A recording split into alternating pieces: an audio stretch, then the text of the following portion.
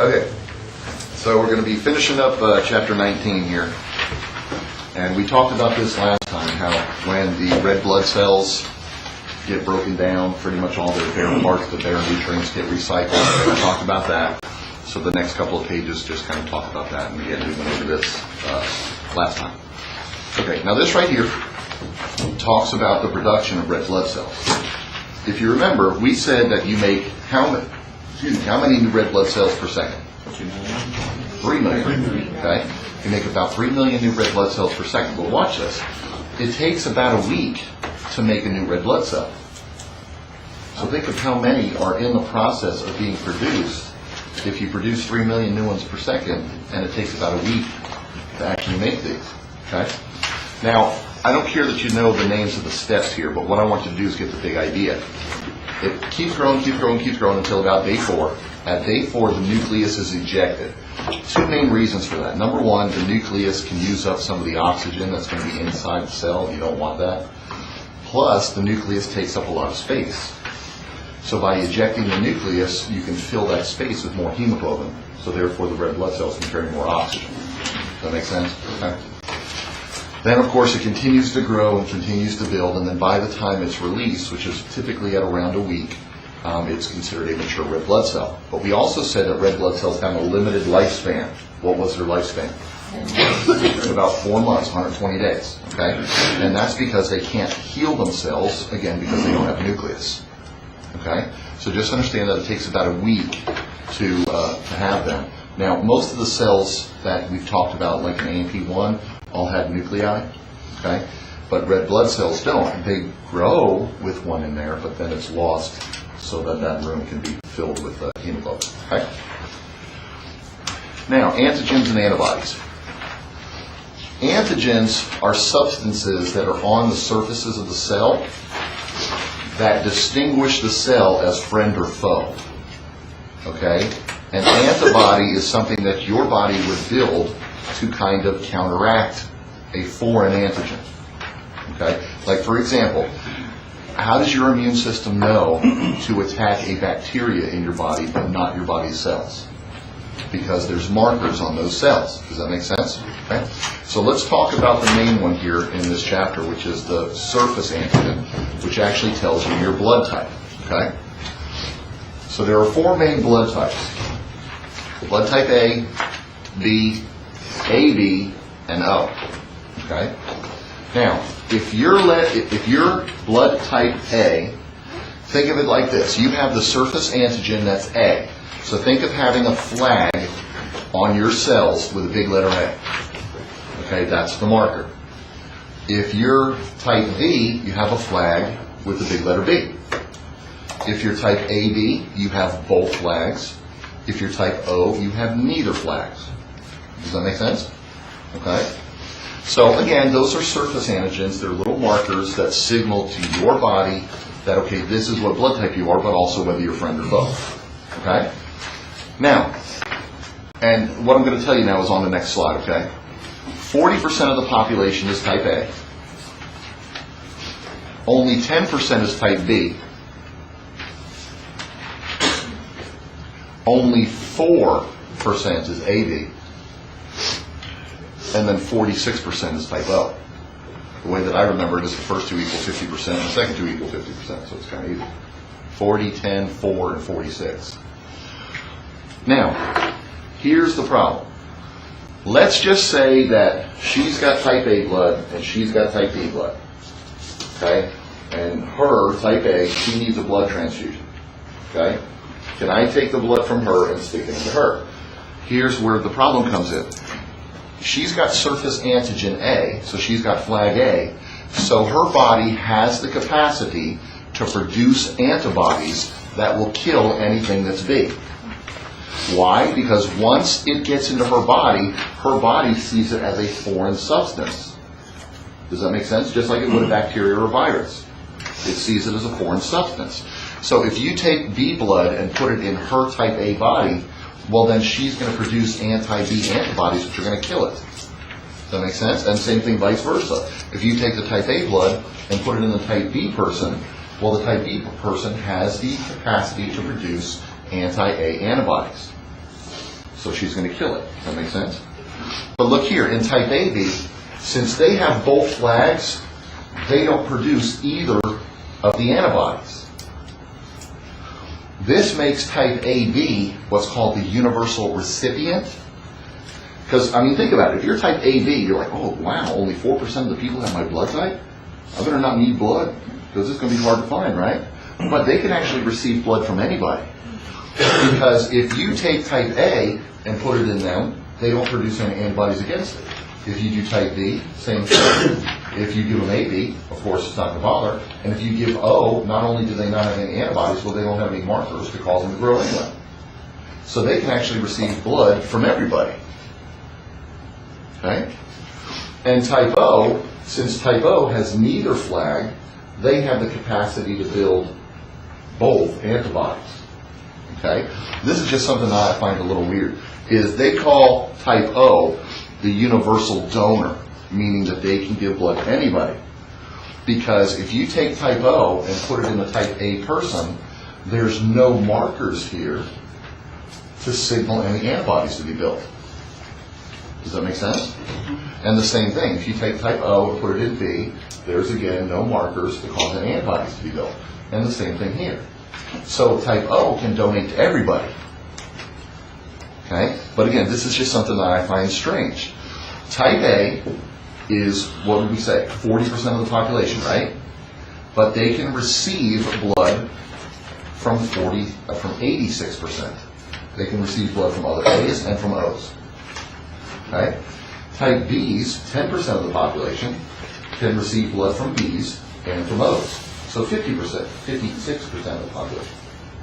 Type AB can receive blood from anybody, so even though it's only 4% of the population, they can receive blood from 100. And type O, 46%. But here's the thing. There's more people on the planet who have type O than any other blood type. But they can receive blood from the fewest number of people. They can only receive blood from other O's. Okay? But, I mean, it's not that hard because practically every other person is going to have type O. Okay? So again, the surface markers, think of them as like flags that just say what blood type you are. Okay? And here's the percentages. Now there's also something called the RH factor, and that's when you see like A positive, A negative, whatever. Okay? The RH factor is another big one.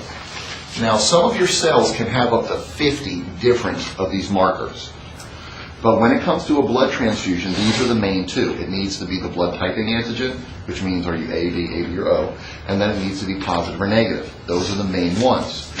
The reason why is, let's just say she's having an operation, she's losing some blood, and she needs some blood. The only reason we're putting the blood in her body is to keep her alive long enough for her body to replace the cells that she's lost. Does that make sense? That's the only reason you're doing it. The blood is not going to stay in her body forever. I mean, maximum it's going to stay for 4 months, right? But most of those, I'm not giving her, every single cell I'm giving her is brand new. So some of them are going to die immediately, some of them are going to die in a week, some in a month, right? So chances are after 4 months there's not even going to be any of my blood left in her body. But the only reason we're putting it in there is so that her body can stay alive long enough to produce more cells to make up for what she's lost. Does that make sense? So the type is very, very important, and of course the RH factor. Now the RH factor, think of it as a flag with a big old plus sign on it.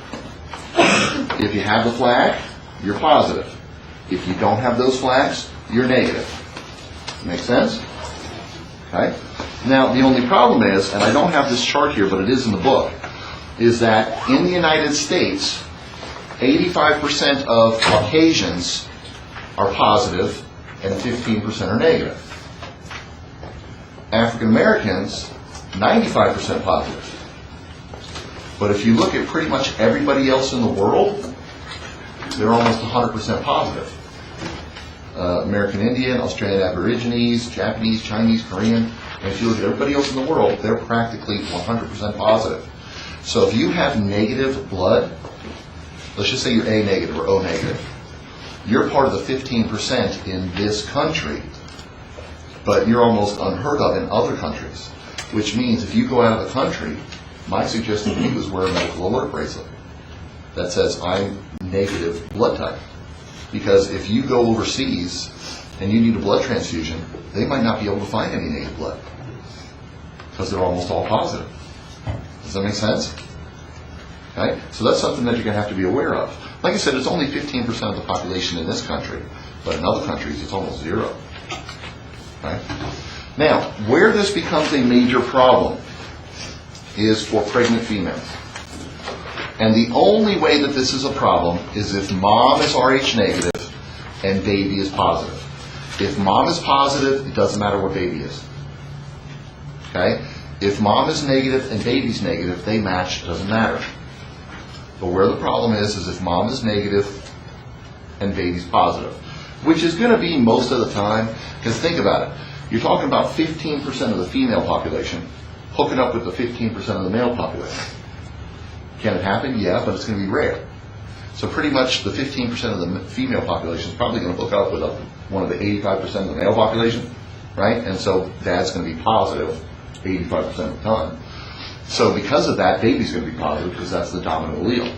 So what's going to happen is the baby's probably going to have positive blood. Now typically there's no problem until after the first birth. During the birthing procedure, and of course the shedding of the placenta, there's some tears and there's some bleeding, and baby's blood and mom's blood will mix. So mom's blood, once it mixes, then makes antibodies to kill these positive flags. Because again, mom's body just sees that these flags are something that she doesn't have, so they're foreign. So her body kills it.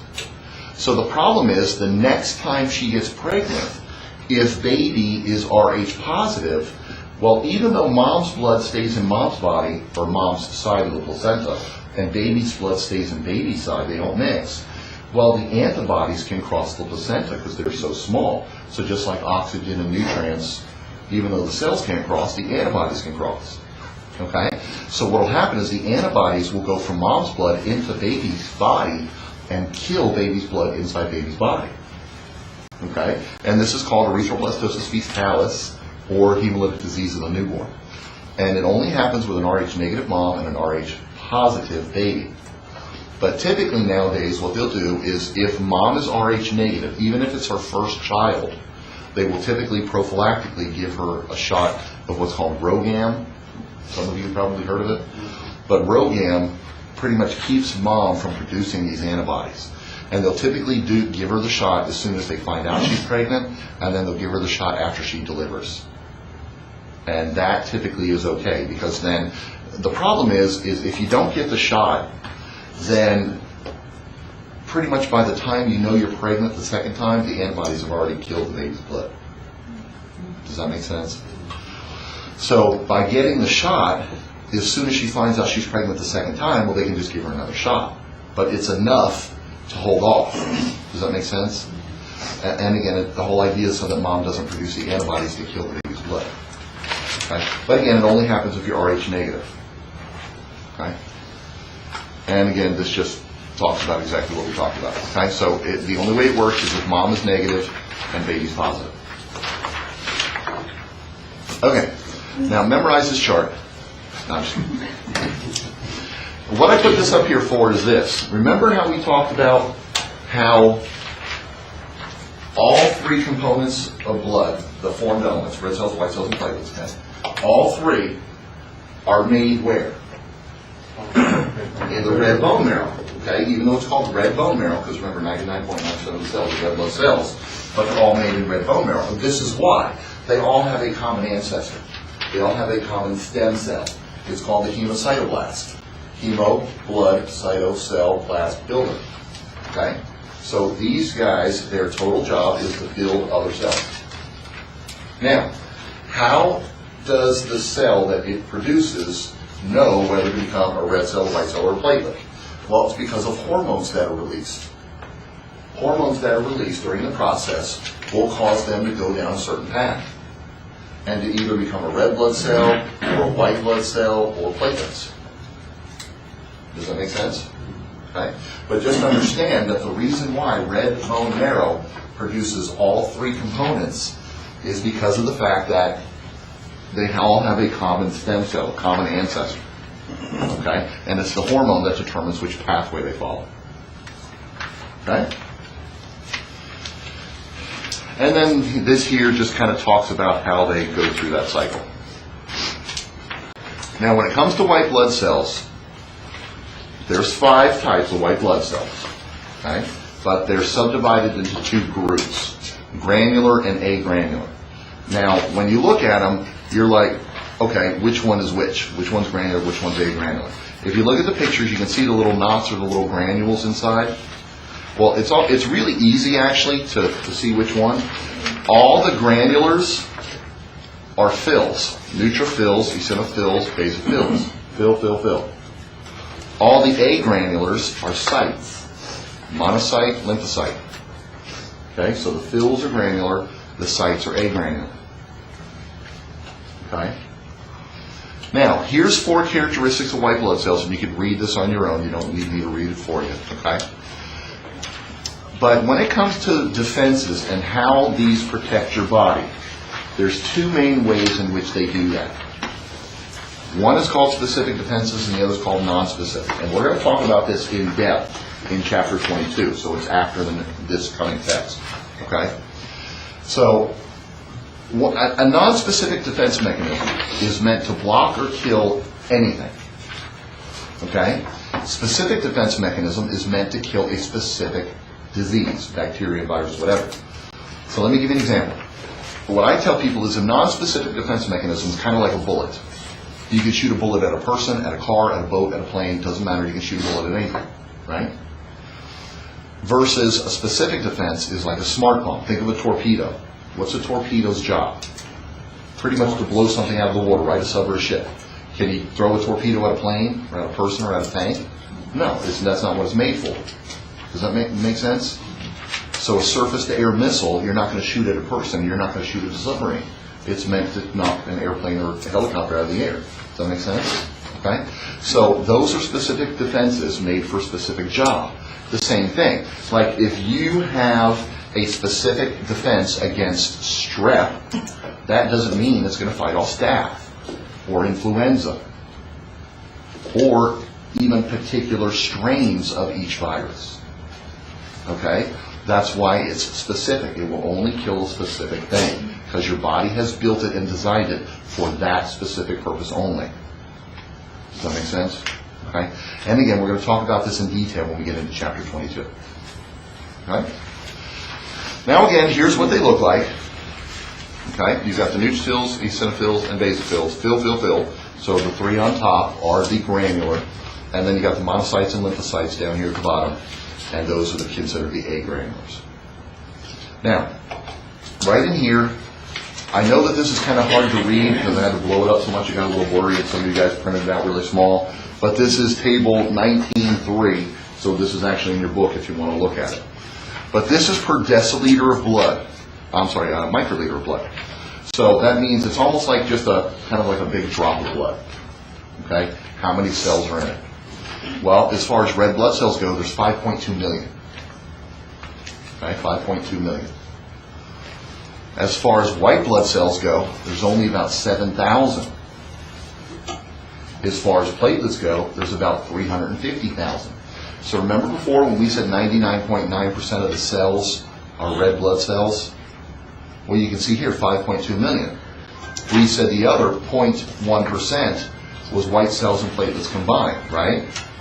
Well, look here. You got a ton more platelets than you do white blood cells. Okay? Well, why do you think that is? Why do you have more red blood cells than whites or platelets? Because you need oxygen more than you need to fight off. Because 24/7, 365, you need oxygen. Now, do you need to fight off infection 24/7, 365? No, but you need to be prepared for it 24/7, 365. So that's why you have them floating around in the blood, but you don't have them in a high quantity, because you're not fighting off an infection every second of every day. You just need to be prepared for it every second of every day. Same thing with platelets. Are you actually trying to plug a leak every second of every day? No, but you need to be prepared for it. Does that make sense? Because if you do spring a leak, then what's going to happen is the platelets, your body's going to make more. if you do have an infection, the white blood cells, your body's going to make more. So you need to be prepared for it for emergency purposes, but then your body will immediately be stimulated to make more. But what's the job of the blood? Pretty much transport oxygen and nutrients. You need to do that 24/7, 365, regardless of whatever else is going on. So that's why 99.9% of the cells are red blood cells. Does that make sense? Okay. Now let's just talk in general what these do individually. Okay. Now, the number one type of white blood cell that you have in your body is called a neutrophil. Okay? It's anywhere from 50 to 70% of the white blood cells. Now, what these do is this says these are phagocytes. Okay? And what they do is they engulf pathogens or debris in tissue, and they release some toxic chemicals. What that means is these things are kind of like Pac-Man. And when they find something that's foreign, either a foreign particle or a foreign cell or whatever, they kind of gobble it up and dissolve it. Okay? So think of it like a Pac-Man. The next most numerous are lymphocytes. And these are 20 to 30% of all white blood cells. Now these guys are your specific defenses. These are the guys that are produced by your body in response to certain things.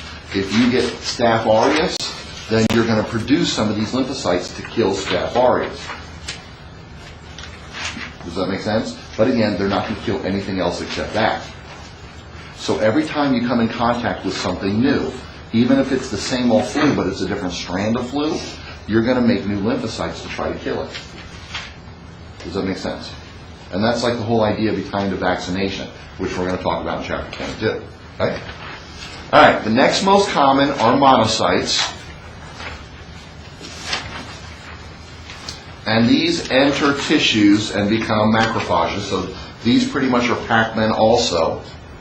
But they leave the blood and they go into tissues and they can destroy things inside tissues. Okay? Like there are certain monocytes that actually live their entire lifespan outside of the bloodstream. Like for example, there's some of these monocytes that actually sit in the lung and they're just waiting for particles that you breathe in. And when they find it, they're going to destroy it. Does that make sense? That way this dust and dirt that you breathe in doesn't plug and block your lungs. Okay? Let's see, the next most common are the eosinophils. Okay? These are phagocytes also, but these engulf things that have been labeled with antibodies. Okay? They engulf things that have been labeled with antibodies. Think of an antibody as a marker that tells people, hey, come kill me.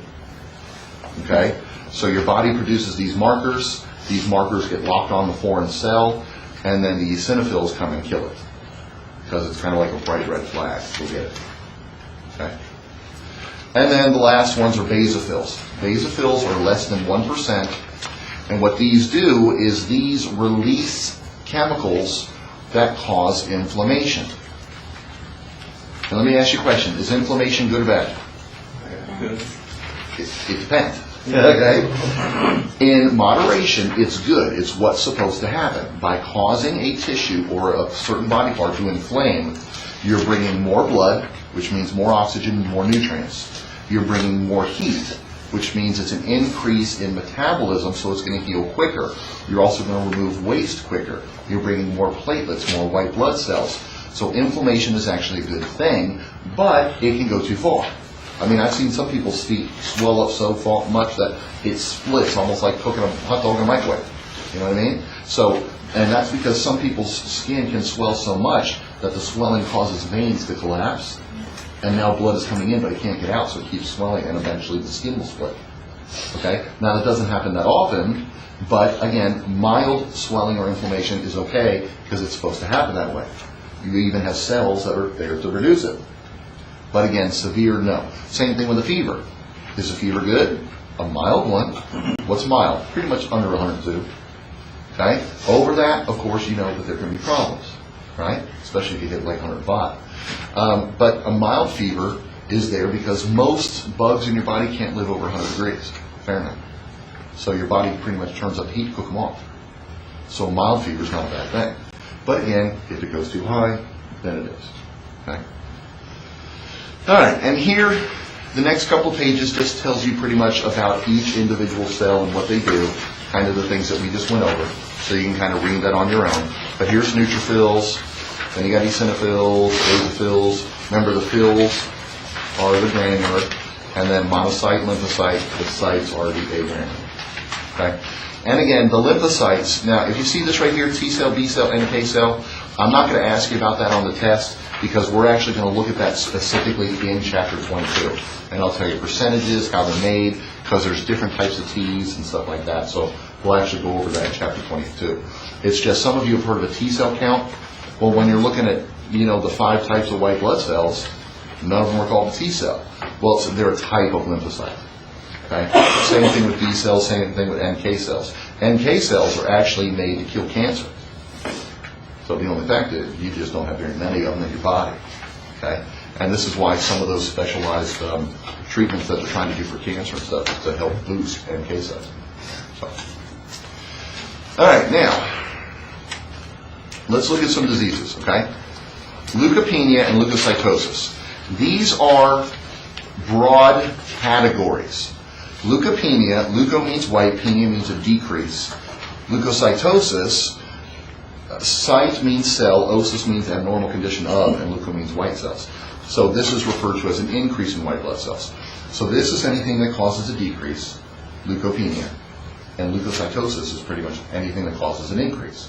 So let's just say, back when you did A&P and you talked about bone, osteopenia was a classification of diseases that was decreased bone mineralization. Osteoporosis was a type. Osteomalacia was a type. Rickets is a type. But they're all osteopenic diseases. So same thing here. You've got leukopenia, and that's a classification. You'll have a bunch of diseases under. You have leukocytosis, too many, and you'll have a bunch of classifications underneath. Makes sense? Certain diseases. So these are just your big old titles, and then you have them. So these are the big categories. Like arthritis is a big category, and then what type is underneath. Okay? As far as platelets go, again, platelets only last about 7 to 10 days. And their job, of course, is to clot. And we'll talk about that in a second. But their job is to form a clump, stick together, and gather together. Okay? And we'll talk about how that happens right here. So the 3 phases of hemostasis. So this means what happens when you get cut, or you get, a shot, or, accidentally cut your finger when you're, making dinner or whatever, right? First thing that's going to happen is the vascular phase. What happens here is the vessel cell wall gets smaller. It contracts. So here's the picture. You cut through, and then look what happens to the blood vessel. The blood vessel actually contracts. The wall gets smaller to try to decrease the amount of blood loss. So that's the first thing that happens. Okay? So that's the vascular phase. The second phase is called the platelet phase. What do you think happens? That's where the platelets are going to gather together. Okay? So the platelets are going to form a platelet plug. So that means the platelets are going to swarm to the area, and they're going to try to kind of act like a cork in a bottle, and they're going to try to plug the leak. Okay? Then the third phase is called the coagulation phase, and this is where a lot of the chemical conversions come in, where this chemical causes this chemical to convert, and then this chemical causes that one to convert, and then this one causes that one to convert, and finally, all the cells are kind of fused together. So think of it like this. Think of it like the cells in the platelet phase all go to the area, and in the coagulation phase, they're all welded together. The cells are then welded together. Okay?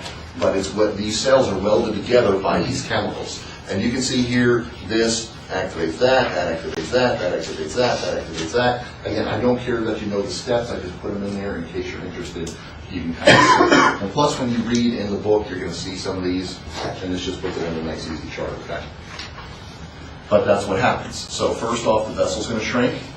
Secondly, platelets are going to go to the area. And then thirdly, chemicals are pretty much going to weld them together. Okay? and then that's what we call, a clot in the body, or what we call a scab at the surface of the skin. Okay, but they happen anyway. Okay. You guys have heard of a deep vein thrombosis? You guys have heard of that? DVTs? Okay. It's something that happens in people typically as they get older, or people after surgery, especially major surgery. People can develop these in their legs.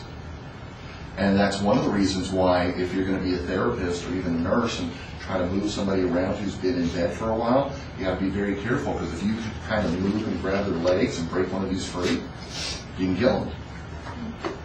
Right? It's called a thrombus when it's actually in place, but when you break it off and it floats around, it's now called an embolus. You ever heard of a pulmonary embolus? It can kill you pretty quick.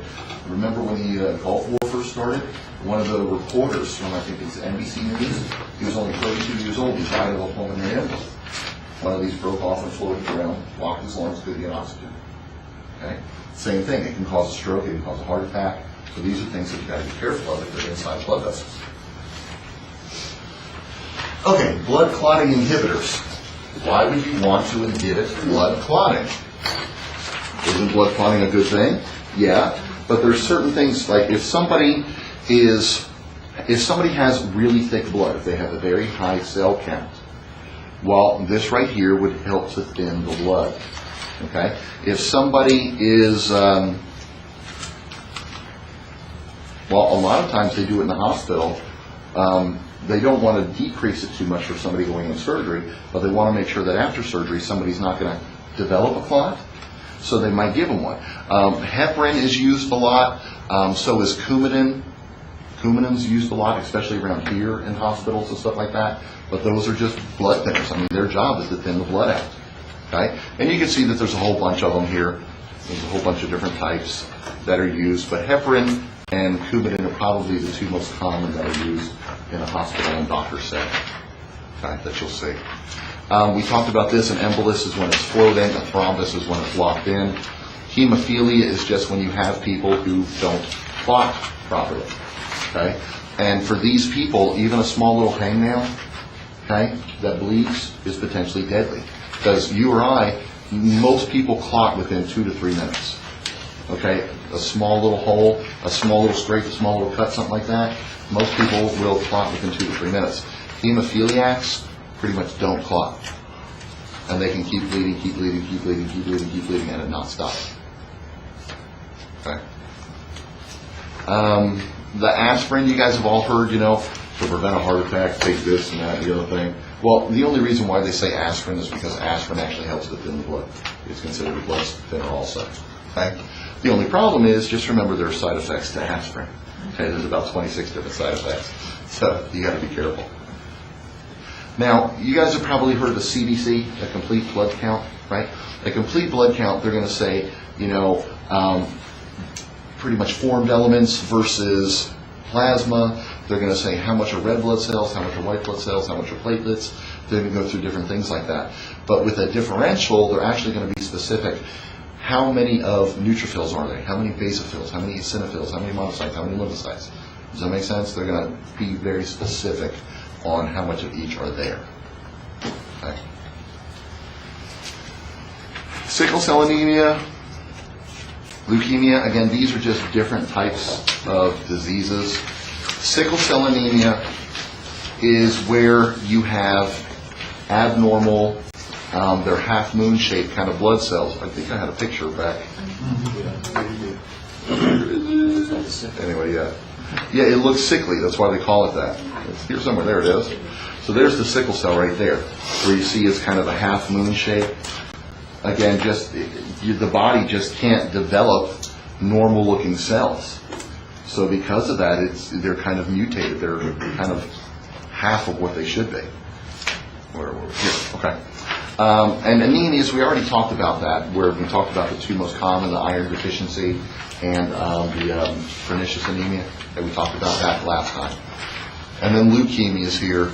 You can kind of read those on your own because I'm sure you guys have heard of it. You've got myeloid and lymphoid.